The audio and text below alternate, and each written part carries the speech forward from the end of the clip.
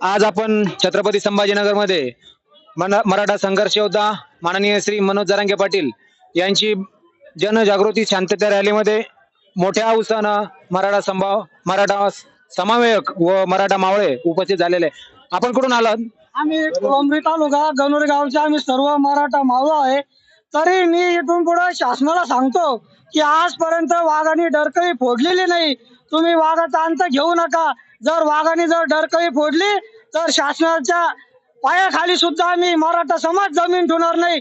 शासनाने लक्षात घ्यायला पाहिजे.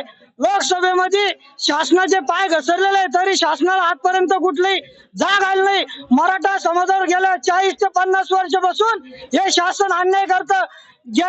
मागल्या तारखेमध्ये आम्ही पाटला संघ मुंबईला सुद्धा रॅलीमध्ये गेलो असतो. तिथे आम्हाला सन्माननीय मुख्यमंत्री साहेब यांनी मराठा समाजाची सर्वांची दिशाभूल केली आणि महाराष्ट्राचे आराध्य दैवत श्री छत्रपती शिवाजी महाराज यांची खोटी शपथ घेऊन सर्व मराठ्याच्या दुखावर मीठ चोळण्याचं काम या मुख्यमंत्र्यांनी केलंय.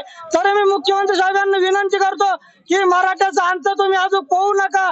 जर आम्हाला जरांगे पाटलांनी आदेश दिला तर तुम्हाला मुंबईमध्ये तर नाही तर तुमच्या महाराष्ट्रामध्ये सुद्धा आम्ही मराठा बांधव फिरून जाणार नाही. जर आज आम्हाला आरक्षण भेटलं नाही, आज क्रांती दिवस आहे.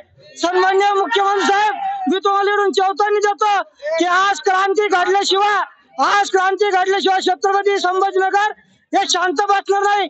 गेल्या महाराष्ट्राचा इतिहास आहे. गेल्या अनेक दिवसापासून या छत्रपती संभाजीनगर मधून सर्वात पहिले मराठा मोर्चाची सुरुवात झाली आणि आज क्रांती दिवस आहे.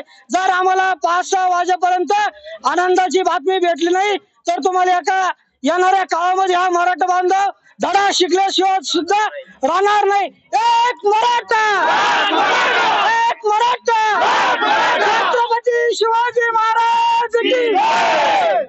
धन्यवाद. महाराष्ट्र लोक न्यूज चॅनल, छत्रपती संभाजीनगर.